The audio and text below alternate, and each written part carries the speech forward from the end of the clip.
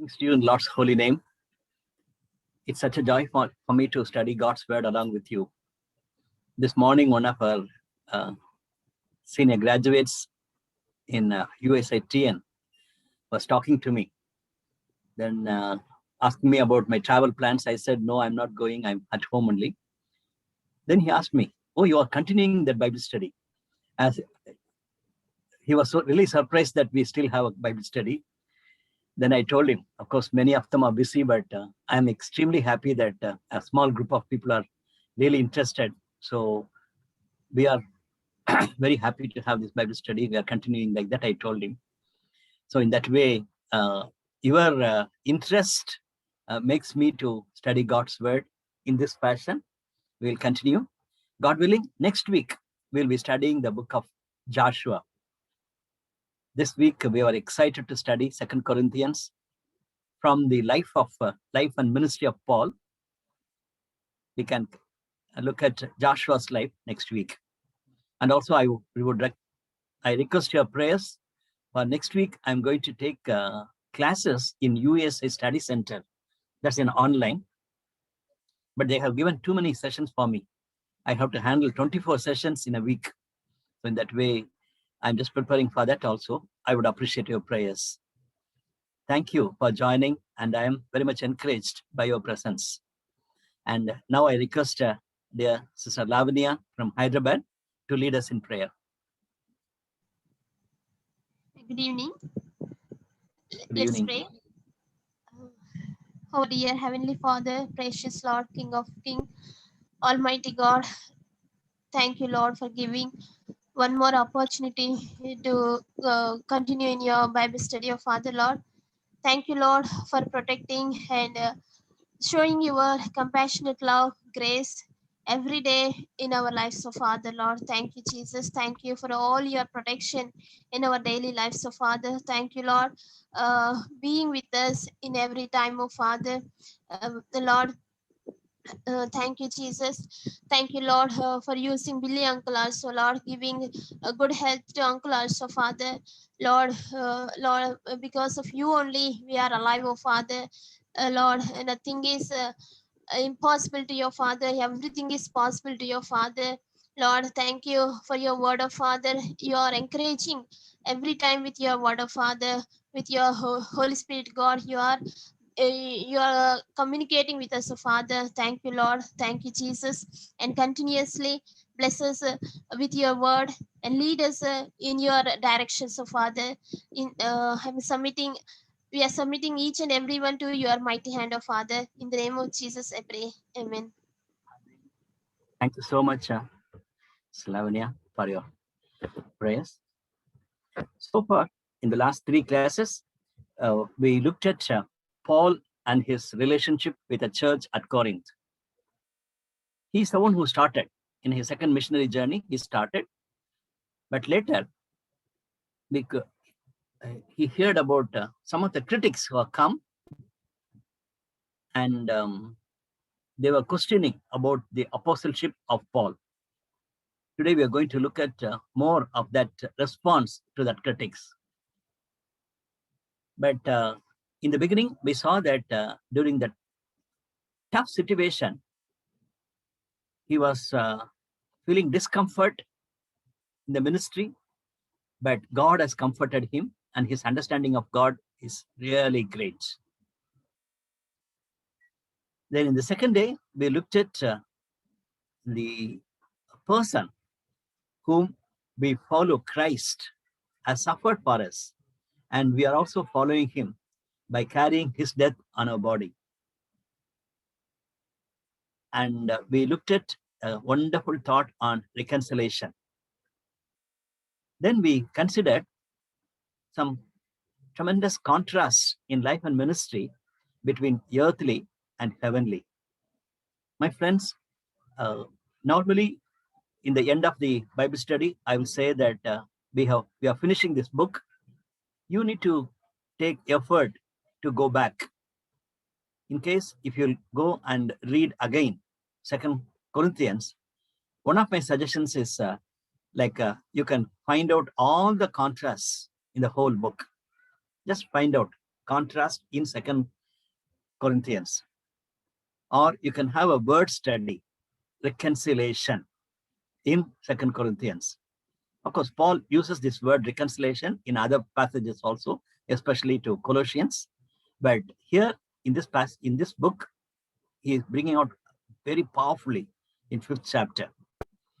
Like that, I really want you to go back and study according to your own convenience and also according to your own interest. To me, 2 Corinthians is very powerful in terms of our involvement in God's work. Yesterday, we saw the ministry of giving. It's not just we are giving out of compulsion, with love and as a commitment for others' sake, and especially considering the poor people and God's people, and for God's kingdom, we give.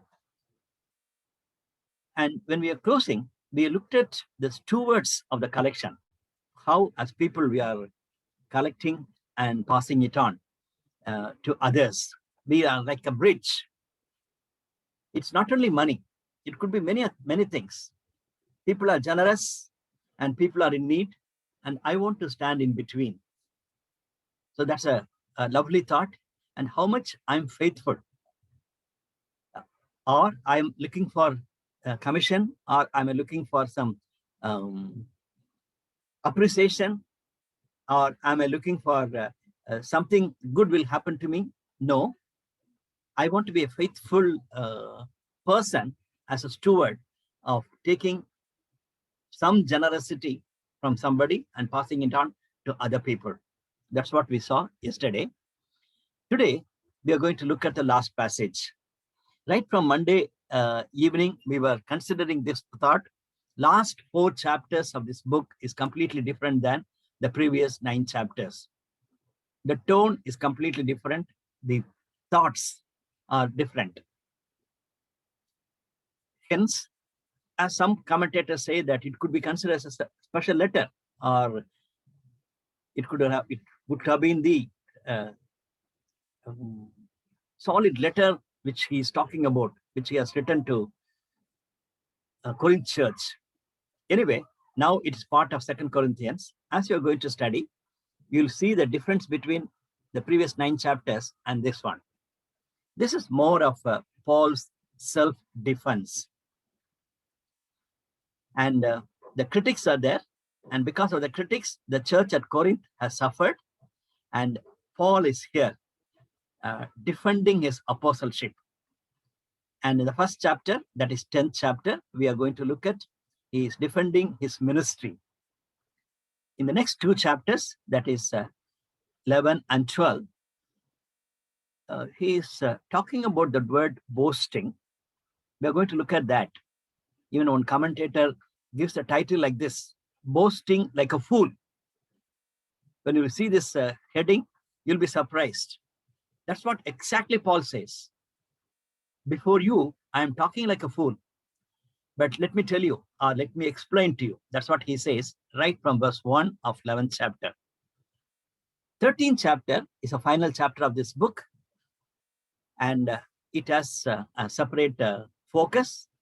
He says that I'm going to come back to you. And you need to be ready to receive me with a full heart. And then I'm giving a warning to you.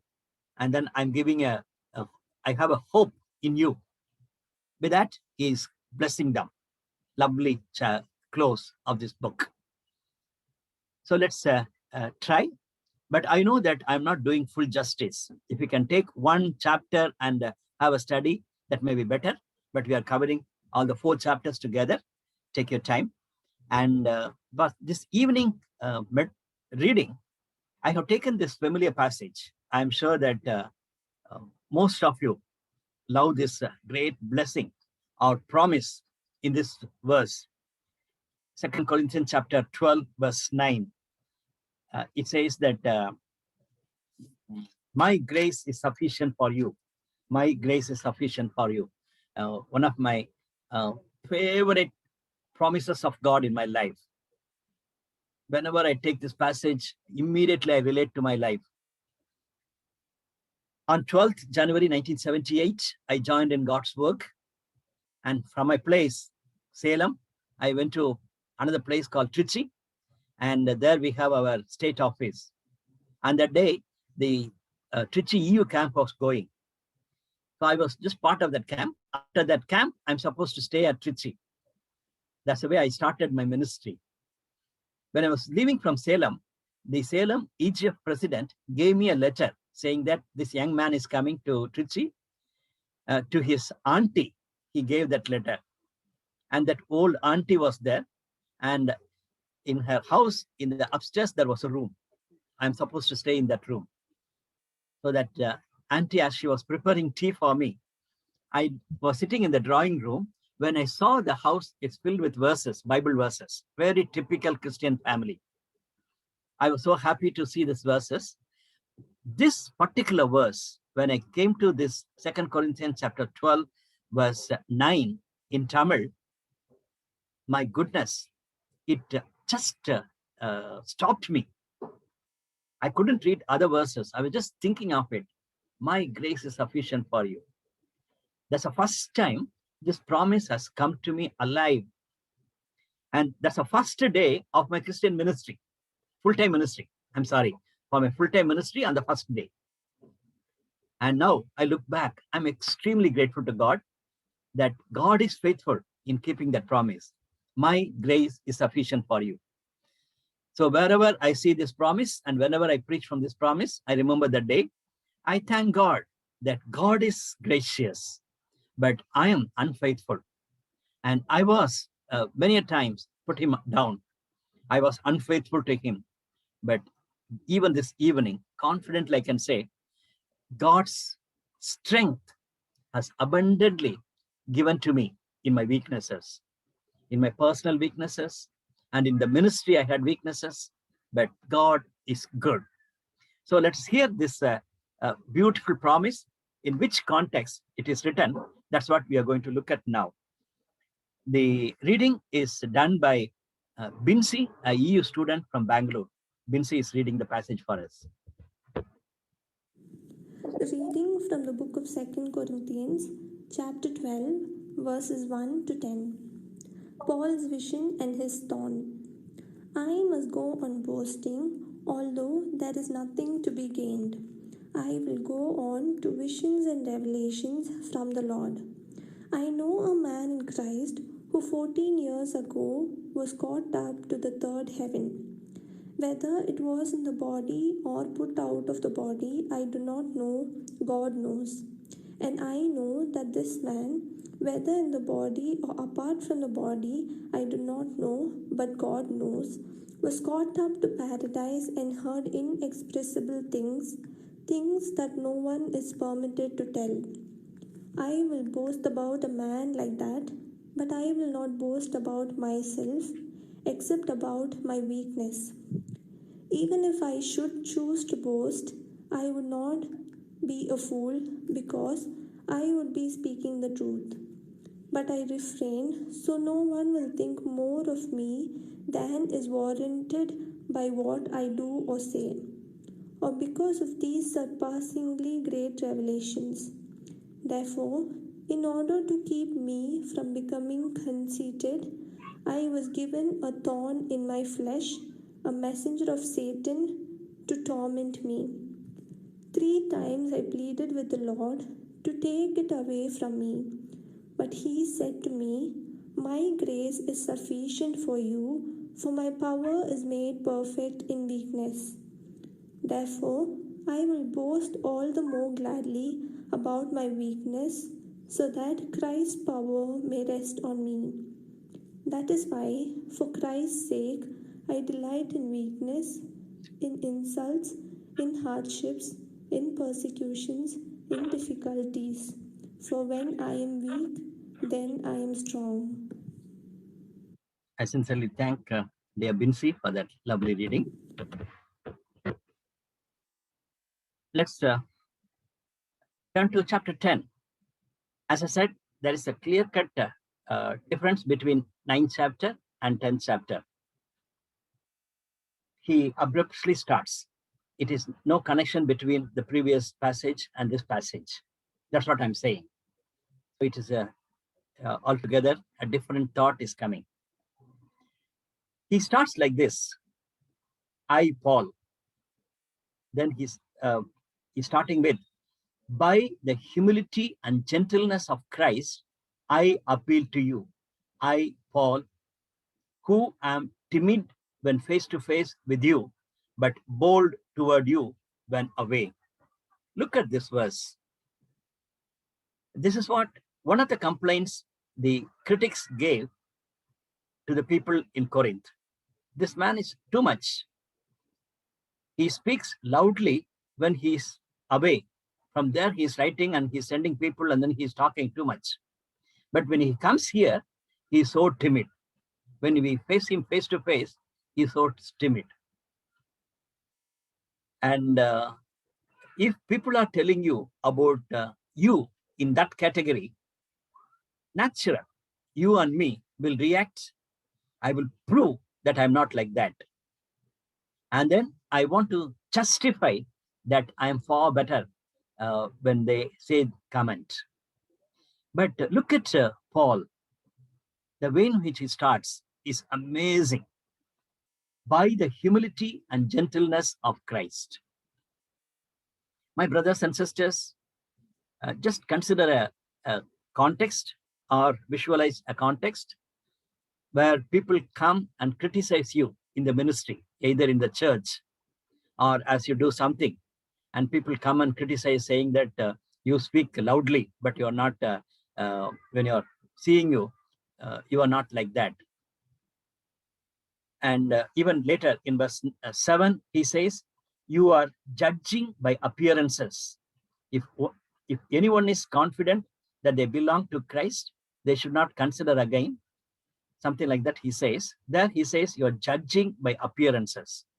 So people look at your appearances, or people look at your contributions and make comment.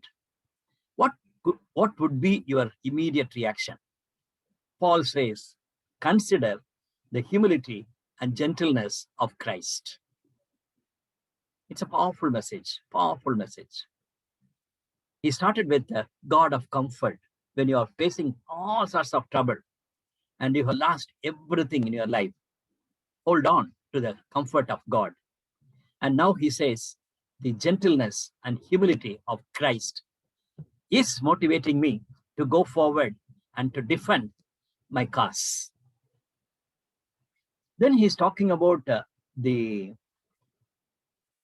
warfare. He's talking about a warfare. And those days, people are very much aware of it. Even in 2nd chapter, that's what we see. The Roman Empire is coming after winning warfare. And they're all captives. So that concept is very much there in this book. And here he says, for though we live in the world, we do not wage war as the world does. Lovely. We are not facing the war like a worldly people. It is a spiritual warfare. The weapons we fight with are not weapons of the world. On the contrary, we have divine power to demolish strongholds. My dear brothers and sisters, as I said earlier, if we can take a detailed Bible study, we need to look at all these details. What it really means of spiritual weapons, and what it means to consider strongholds, demolishing strongholds. What it means that the weapons of the world. There are many things we can talk about. If we can give you a chance, you can share many points. We have to go forward. Don't think of the worldly weapons, money, power, position, and appearances, all sorts of things. But here he says it is a spiritual warfare, and we are facing this war in a very spiritual way and keeping the gentleness and humility of Christ. My dear brothers and sisters, in the first point itself, I wanted to make an observation. It's very important for us to consider, because in our personal life and in the ministry, we have such problems. And one or other way, people confront us with problems. And we face such warfare because of others. Normally, I'll tell my friends 5 points First and foremost, when you have this critic saying, or when somebody is saying that you are bad and you are weak and all sorts of things, first and foremost, you have to consider yourself. Is it true? It is possible that you may be weak. It is possible that you have fallen already, or it is possible that you are not really capable. So when others are making a comment, just check yourself whether they are right in saying that. Don't justify yourself. Don't just immediately come to a conclusion, they are bad and I am better. But think of yourself, whether I need to correct myself in this situation. Second, very important is God. Where is God in all this? When people are making a comment, when they are putting you down, He is your heavenly Father. How come He can leave you like that? But where is God? You think of it. Then we need to consider, very importantly, devil. Where is devil in this one? In fact, there are 3 passages in 2 Corinthians talk about the work of the devil directly. First chapter, and then here, and then he talk in 11th chapter. So that's a very good study. You can make a study of it. I wanted to have a study of that one. The evil one, the devil, how he is attacking my life and my ministry. In 2 Corinthians, he's talking about it. So even in our own life, when we have difficulties and challenges from others, where is devil in this? Fourth one, you have to consider where is that, what is the condition of that person? Maybe one person, or maybe 1 or 2 people. For Paul, they are known as the super apostles. And these people may have very, very bad understanding of God, about ministry. They want to eat, they want to enjoy, they want to have big names. So when they look at Paul, they are just laughing at him, saying that this fellow, he is not getting money from your church, and he's they make all sorts of comments. So one point is they feel insecure. Second point is they are very they are not spiritual at all. And third one, they have some problems. And now, because of the problem, they are confronting you. Normally, students will say that when the lecturer or when the teacher comes to the class with a bad mood, in the morning itself, they are shouting at the students. Then the students will talk to themselves saying that today teacher had some problem at home, so she's showing it here. And sir had some problem in the road or at home, now he is making this problem. And normally they say in the office also, when the boss is rude and when the boss is suddenly harsh, then they will say that this day is not a good day for him. Something has bad happened at home and now he is showing it to me. That's a typical example. So some of the critics, they come and disturb you because they are disturbed. So understand them. Last one, but that's also very important. What about the fellowship? Somebody is making a comment about somebody, but that affects God's name and that affects God's people. The Corinth church was very much affected because of these 2 or 3 people. Even today, in our church, in our ministry, they are not disturbing you, they are disturbing the fellowship.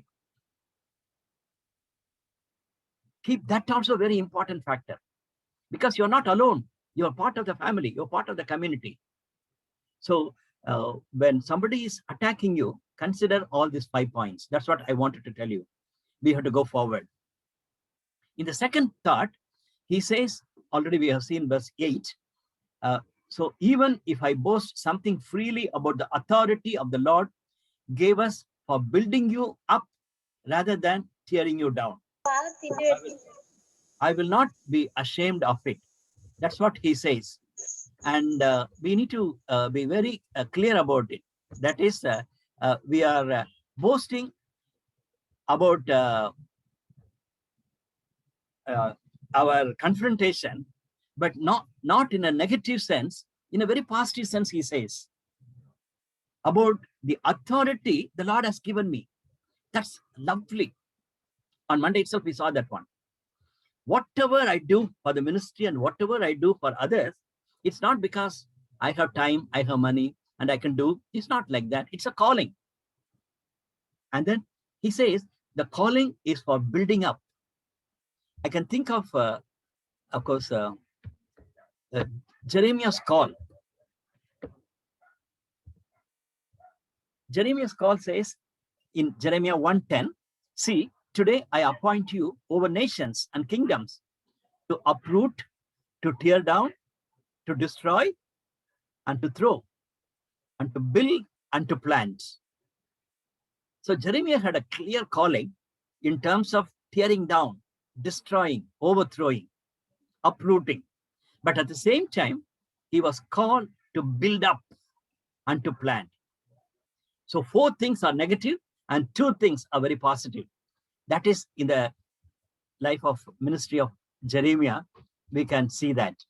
But here, Paul says, I am called to build you up, not to destroy you.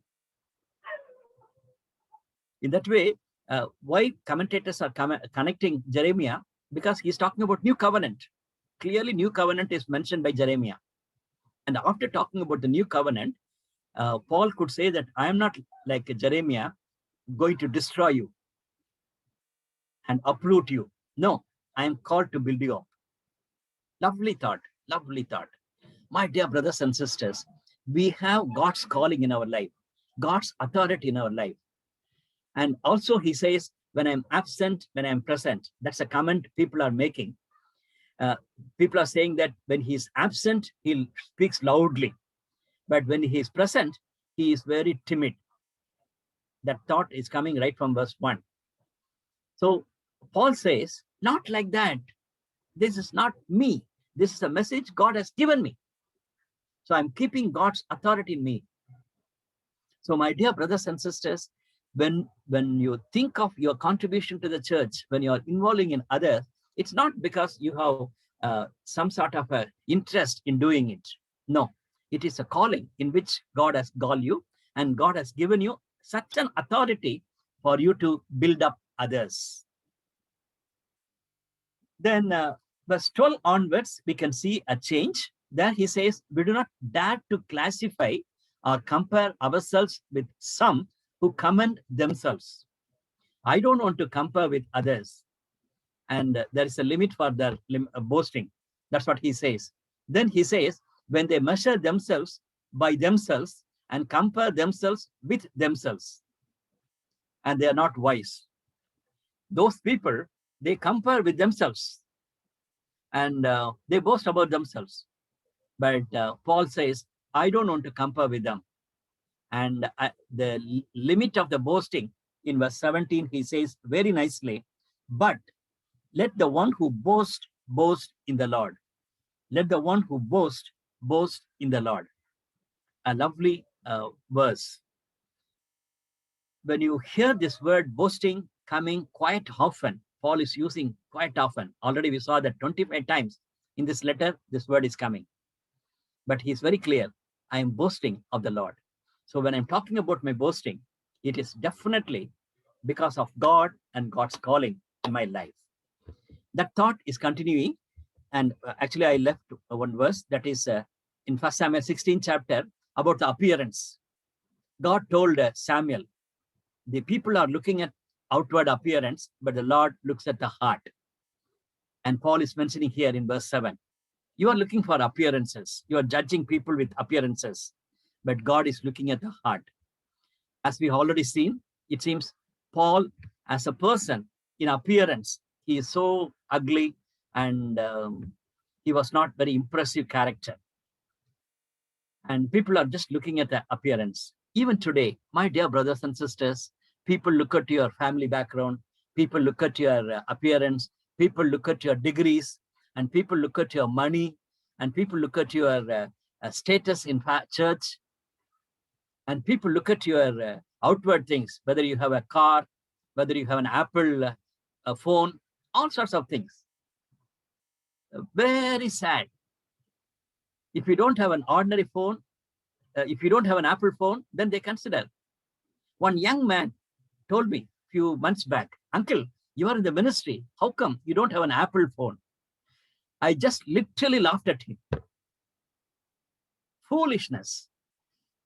Then he said, uncle, every Christian ministers, they have Apple phone with them. That will be very helpful to them because whenever they go, they can take photos and they can use it effectively. And you need to have an Apple phone. Oh no, oh no. My friends, people appearance, it's not only just outwardly. In many, many ways, outwardly they look at. You may have a car, but they want to have a better car than what you have right now. In many ways, people look at your appearances. So be careful and just don't be carried away. And now let's come to the second paragraph, that is 11 and 12th chapter. Interestingly, the thought continues. Verse 11, verse 1 in chapter 11. I hope you will put up with me in a little foolishness.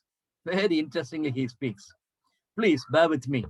I am going to have little foolishness. Yes, please put up with me. I am jealous for you with a godly jealousy. I promise you to one husband, to Christ, so that I might present you as a pure virgin to him. Look at that. He's going to talk about the foolishness and about his boasting as a foolish man, but started with a very powerful statement. He says, I have a godly jealous for you. I cannot afford to miss you. Those super apostles can come and disturb you, but I don't want to miss you. Then second thought is lovely. In a Jewish family, when there is a virgin daughter, the father's responsibility is to make her marry. And even in our own culture, in our Indian culture, we hear that. In Western culture, it's not like that. After 18-year-old, then you have to choose your life partner. That's the way they send them off. In most of the Western cultures, father and mother should not propose a boy or a girl to their children. Otherwise, it's a funny thing. They think that how come you are not believing that 18-year-old girl or a boy to take a decision? So that is a Western culture. But in our culture, we know that in many places, father, mother, they have a tremendous responsibility of the virgin daughter, especially, and even for sons. As parents, we need to give. So Paul is bringing that beautiful metaphor here in the ministry. Now, hear me this verse 2. I am jealous for you with a godly jealousy. I promised you to one husband, to Christ, so that I might present you as a pure virgin to him. What a perspective of ministry for him. What a powerful idea he has about the church at Corinth. He's not saying that these fellows are shouting at me, please help me, and then I'm going to quit, and then you get lost. No. He's not saying like that. He says, you are a pure virgin, and I want to keep you ready for Christ's coming. That is my responsibility. That's my ministry, he says. A very sincere worker.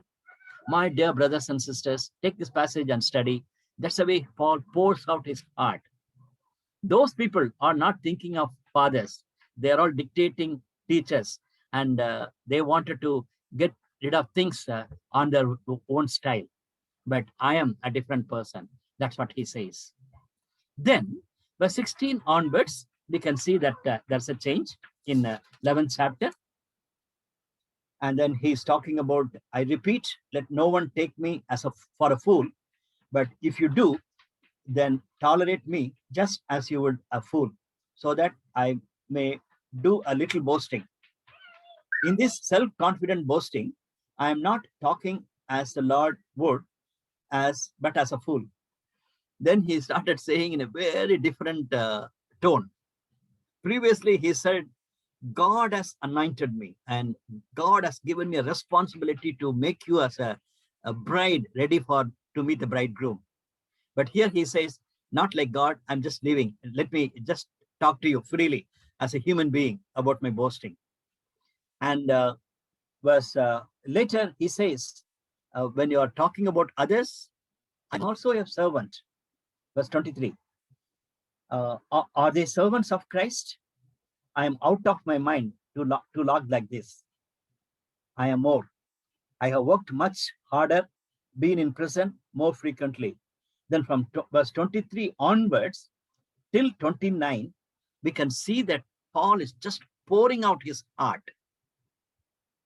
He is boasting about his tribulation. He's not boasting about what all the things I have achieved, how many places I have visited, how many kilometers I traveled, how many churches I established, how many people I have mentored, how many letters I have written. No, no. My friends, in this passage, he is not giving such a report. In these days, people wanted to hear from pastors and people wanted to hear from people who are involved in ministry to give such reports. How many converts, how many disciples, how many programs you attended, and how many mentors, how many people you have mentored. Nothing wrong, but we have to be careful. Paul's list is completely different. See that 3 times I was beaten with rods. Once I was belted with stones. 3 times I was shipwrecked. My brothers, sisters, as you read this passage, most of the things are not mentioned in Acts of the Apostles. In Acts, we read some of the points, like Luke is highlighting some of the points happened to Paul. One time, people threw stone on him and they thought this fellow died. Then they threw him out. Then he got up and went in. So that's what he says, stone throwing. And then he talks about various other struggles, oppositions, problems, dangers he faced in his ministry. And verse 28, very powerfully he communicates, 28, besides everything else, with all this list, verses 23 to 27, he has a very big list, comma, comma, comma, comma, like that he has mentioned. Then in verse 28, besides everything else, I face daily the pressure of my concern for all my churches. That is the heart of Paul. He says, when I think of my tribulations, this is also a big tribulation for me. Every day, the concern of all the churches is on my heart. I'm so much worried about my converts. I'm so much worried about the people who I led them to Christ. I'm so much concerned about my prayer cells, about my churches. My dear brothers and sisters, what is our attitude towards suffering? And what is our attitude towards tribulation? Don't simply say that you are persecuted, you faced this and that. Can you say that your involvement in God's work puts you with such an opposition in every aspect of it? In a personal life, he says, I couldn't sleep, I didn't have food, I didn't have dress, all sorts of problems I faced. That's what he says. But ultimately, he says, his love for his people is so amazing. Let's continue. Chapter 12. A few minutes back, Binsi just read the first passage. It is talking about the boasting of his weakness. In the beginning, he says, I must go on boasting. Previous boasting is about his tribulation. And now he says, I'm going to boast.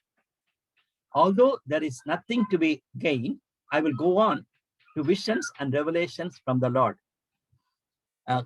Hear it clearly. Now he's going to boast about the visions and revelations.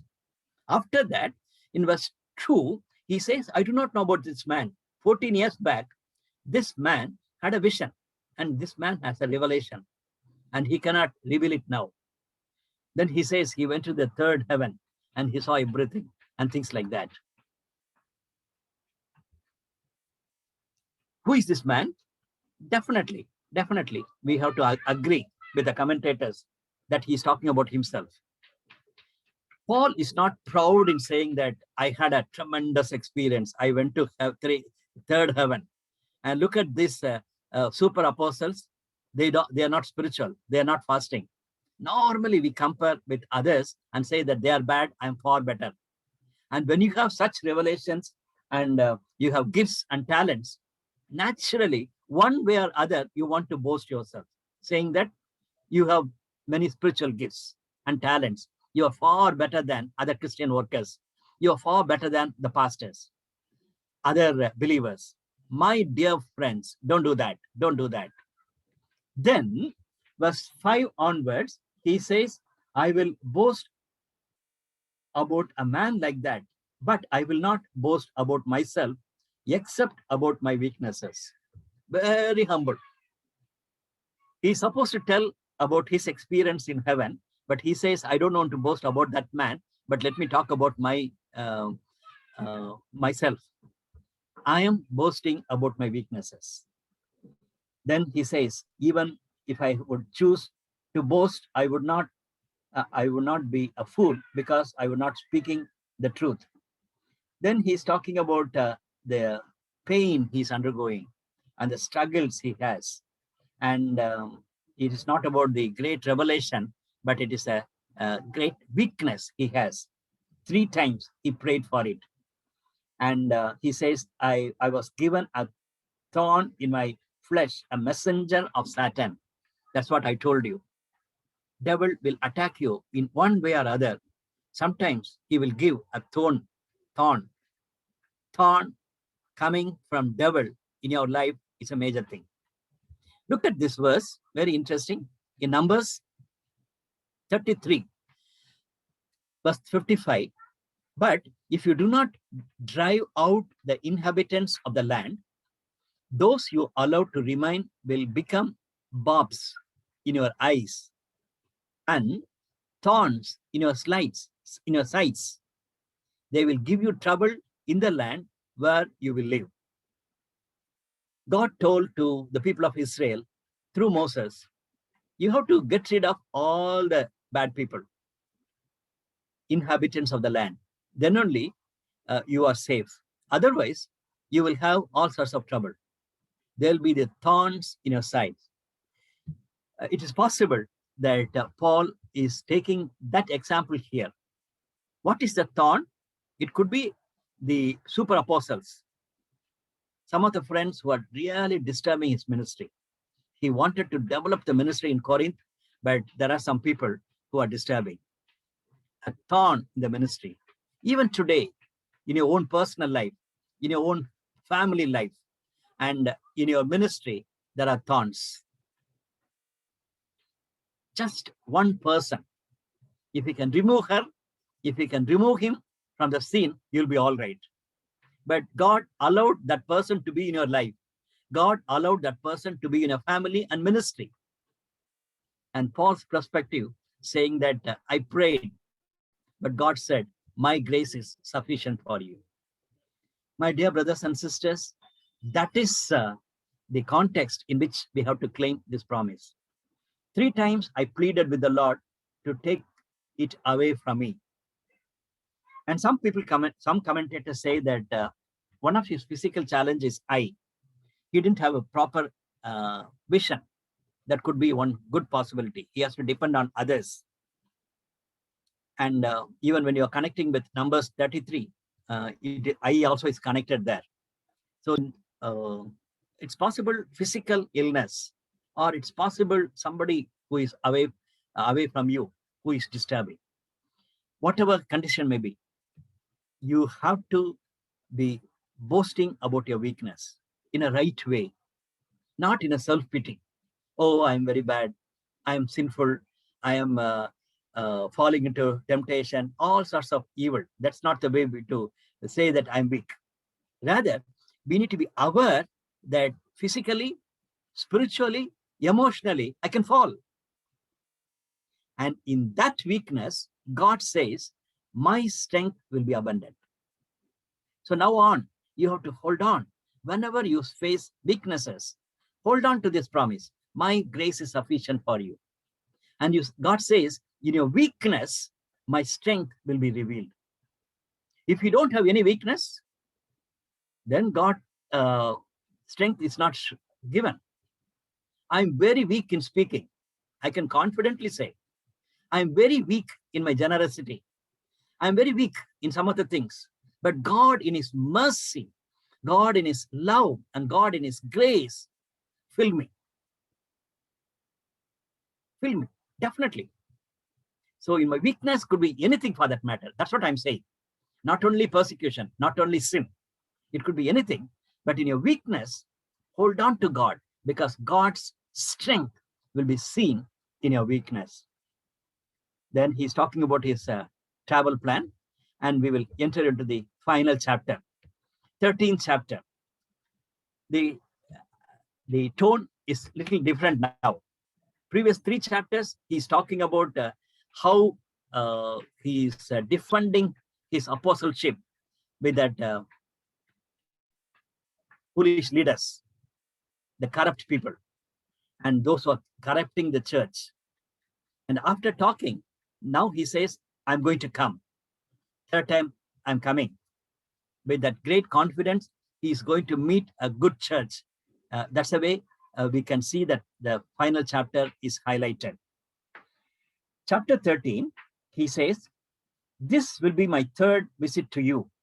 Every matter must be established by the testimony of 2 or 3 witnesses. What he says is, I'm going to come. If others also going to come, let them come. Let me face it. And if they have guts to meet me, let them come and tell me. But you keep 2 or 3 witnesses so that I will prove that what I'm saying is right. This is also from Old Testament. In Deuteronomy, chapter 19, verse 15, it says, what one witness is not enough to convict anyone accused of any crime or offense they may have committed. A matter must be established by the testimony of 2 or 3 witnesses. Now, what Paul says, you church leaders, you Corinth church, you be the judge. Let me come. If you feel that I am a criminal, if I am wrong, let them also come and let them prove with 2 or 3 witnesses. It's a big challenge. It's a real challenge Paul is giving to people. How it's possible? My brothers and sisters, it is because of God and God's strength and God's grace. The book is filled with the understanding of God. That's one more topic you have to consider when you're studying the book of 2 Corinthians. Then he says, we need to have a discipline. We cannot talk just like that. We need to have discipline. Then he has a real wish, verse 5, a lovely verse. I'm sure that you already studied. If not, you have to definitely study this particular verse. Very important verse. Examine yourselves to see whether you are in the faith. Very clear. Examine yourself to see whether you are in the faith. Or those people have spoiled your faith. Or whether you have lost your faith because of the super apostles. That's what he's saying. He says you need to have a self-examination. Test yourself, write the test, and you just tick whether you are passed in the test.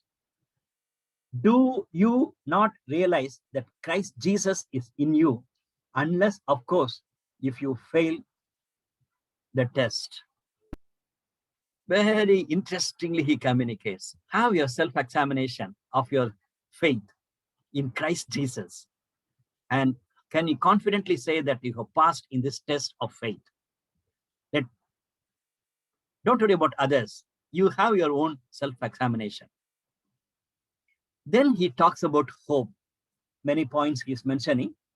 And I trust you will discover that you have not failed the test. That's what he says.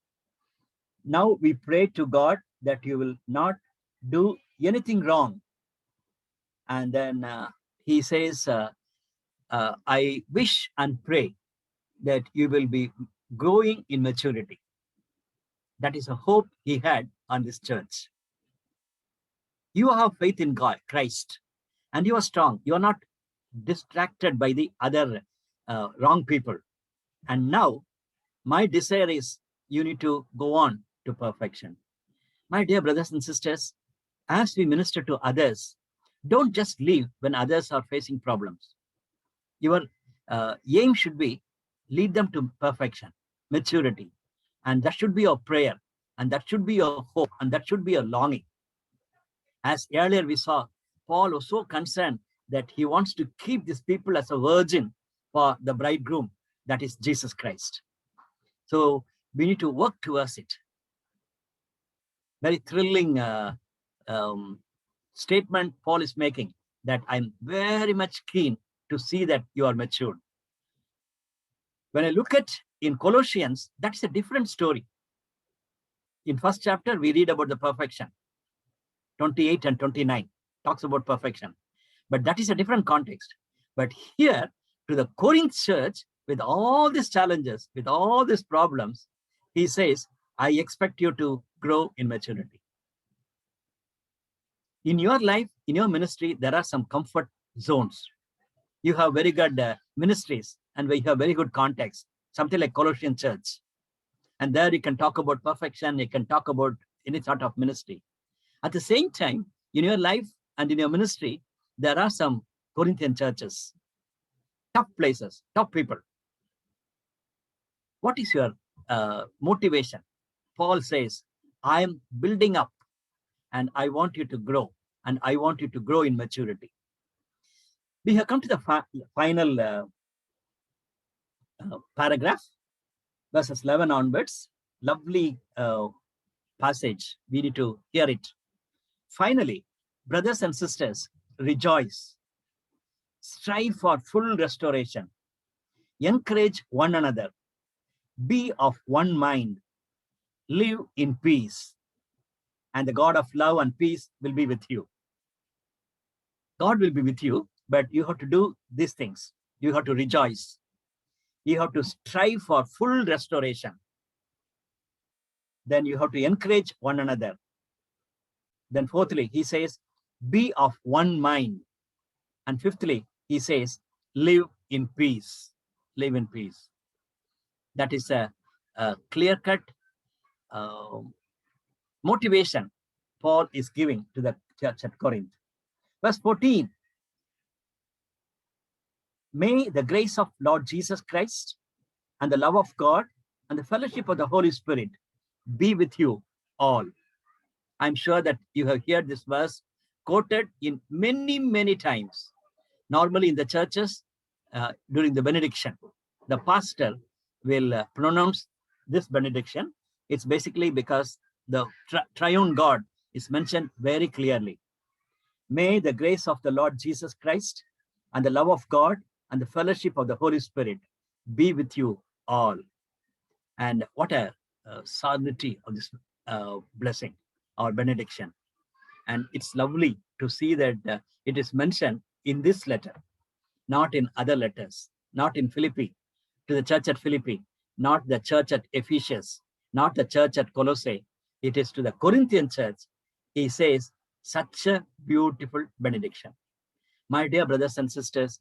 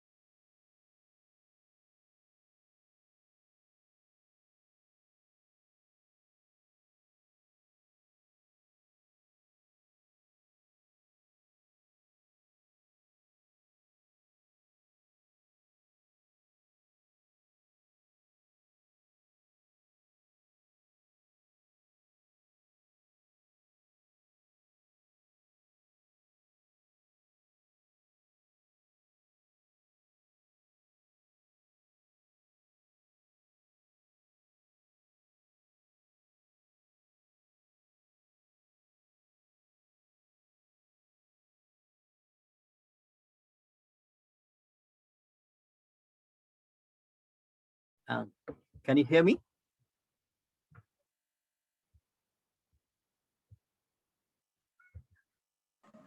Yes, brother, I can hear now. Okay, I think we have some challenge in the internet. Let's pray. Let's pray. Father in heaven, we are thankful to you for this lovely book, 2 Corinthians. We started with Paul's discomfort, and the God of all comforts have given him grace. Then we talked about the ministry of the glorious ministry Paul is talking about. Even today, as we looked at this powerful thought on how to behave when people are putting us down, how we need to have the self-defense. Lord, we thank you for the way in which Paul keeps Jesus Christ of his humility and his gentleness. And he could think of God's grace and love and God's peace. Help me and help us to learn these precious lessons and practice in my own personal life, in our own life, and also in our ministry. Till we meet again on next Monday, guide us and lead us and bless us, O God. In Jesus' precious name, we humbly pray. Amen. Thank you, brother. Thank you. Thank you. Good night. Good night, Christina. Thank you. Good night, brother.